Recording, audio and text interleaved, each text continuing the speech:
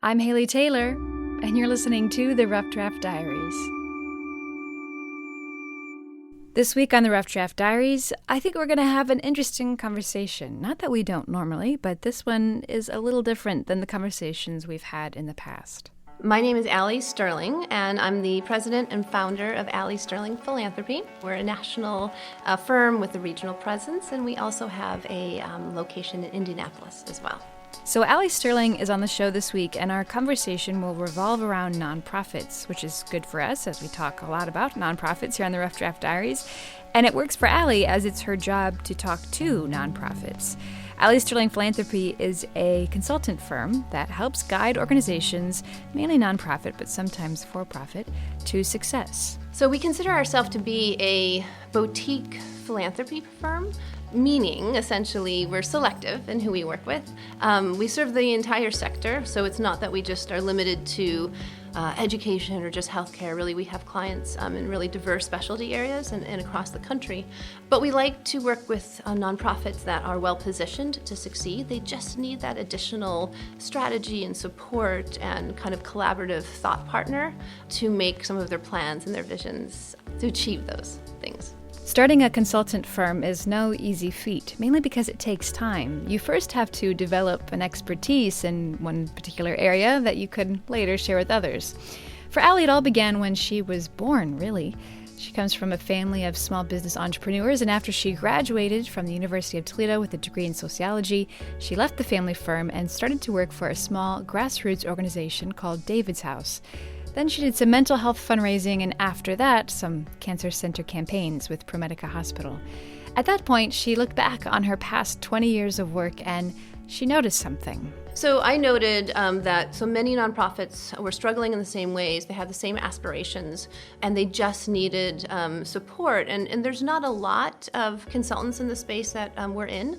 So I saw it as an opportunity. At one point when I realized that I loved the sector, there was so much greater potential for it, and that I possessed the skills and understood and appreciated to some degree how to start a business and operate a business and inspire team members to do the same thing that I loved.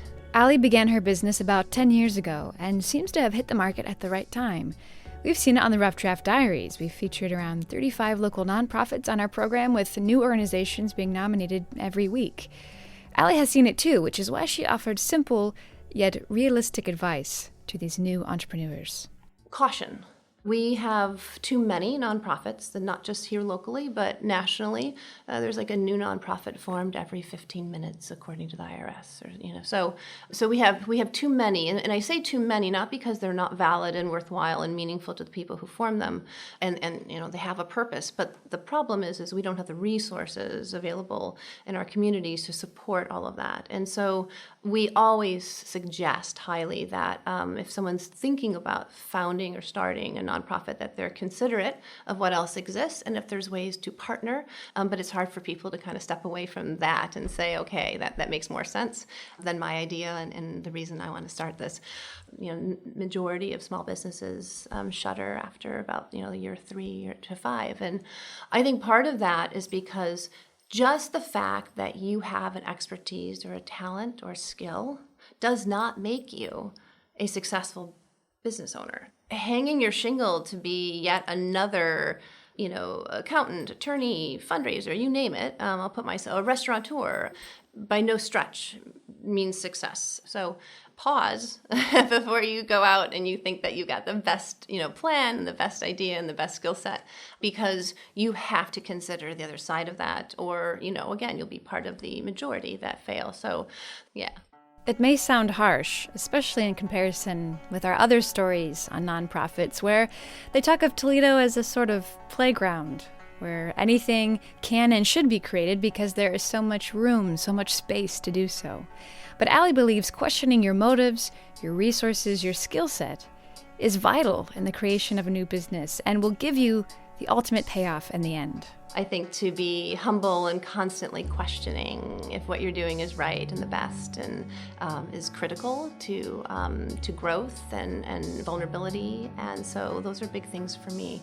Making the leap, really cutting the tie to a paycheck and to health benefits and all those things, it took me probably a year and a half in total of just thinking about it, if not more than that, but truly planning for it and thinking about it hard.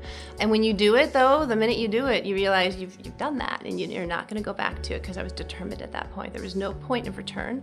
But there's never a time where I don't often pinch myself and think like, wow, like this is kind of crazy that that's my name over there. And so humility, I try always to just never take anything too seriously, but at the same time be conscious and thankful for the opportunities that happen on a daily basis that you just have to be looking for and open to.